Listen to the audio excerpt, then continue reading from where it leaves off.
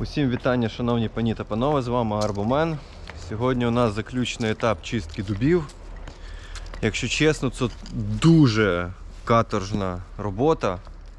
Дуже важко це робиться, бо треба продратися скрізь усі оці парості, знаходити суху гілку і зрізати її. Ось у нас цих два дуба і оцей дуб. Сюди на цей полізе напарник.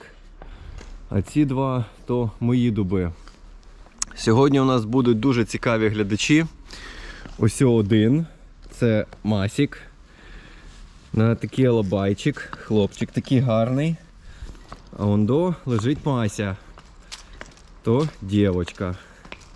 І вона дуже мазуха, бо як тільки її починаєш чухати, вона одразу починає тобі підвертати своє пузо. Але зараз вона просто лежить і гріється на сонечку, да, Мася? Гарна дівчинка.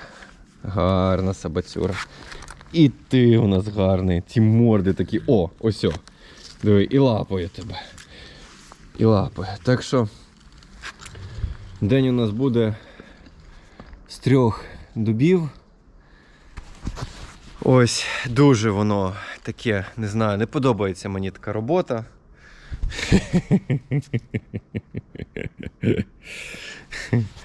Не подобається мені така робота, але що поробиш? Робота є робота, роботу треба зробити.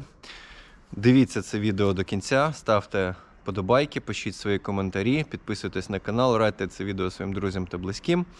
А ми полізли.